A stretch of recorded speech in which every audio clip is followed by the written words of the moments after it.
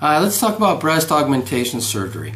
This is a procedure which is most commonly done for young people who never had significant development of their breasts, or most commonly in women who have had several children and they've had changes in their breasts where the breast decreased in size as a result of childbirth. It's a very common consequence of childbirth, and one of the most common reasons.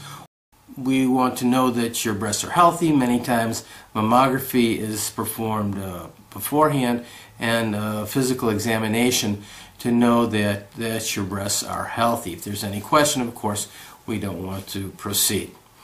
Well, anesthesia. There are colleagues that I have who do breast augmentation surgery with local anesthesia and intravenous sedation and rib blocks. That's not my preference. Patients are often told that it's safer to have a local sedation procedure than a short general anesthetic. I couldn't disagree with this more. I think that a short general anesthetic is a much better, safer way to go in order to get your surgery completed in a comfortable, safe manner. Incisions. Patients are oftentimes asking about incisions and their concerns. The most common incision, of course, is the one you see pictured on the screen now, which is called an inframammary incision. This is the incision which has the lowest risk for asymmetry and the lowest risk of bleeding after surgery. There are other incisions called axillary incision, and then there's also periareolar incisions where the incision is placed around the nipple. I personally don't perform transaxillary incisions. I'm concerned of the potential consequence that may have on the treatment of a breast cancer should it occur. Patients who have breast implants have the same risk of breast cancer as those who do not. It means 1 in 9 or 1 in 10 patients will develop breast cancer whether they have breast augmentation or they do not. I don't want to do anything that could potentially interfere with that. When you come for your consultation, we'll have a long talk about your implant choice. Of course, there's saltwater implants, saline implants.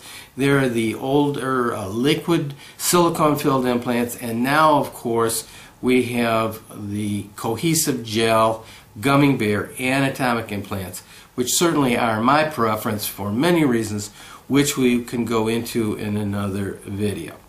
After surgery, it's my experience that my patients have very little discomfort.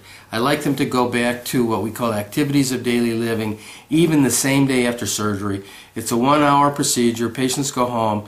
You can wash your hair in the evening, of course, and I let my patients shower after 24 hours. There are no drains, and rarely are they taking significant amounts of pain medication. Of course, you don't want to go back to weightlifting, things like that, for a number of weeks afterwards.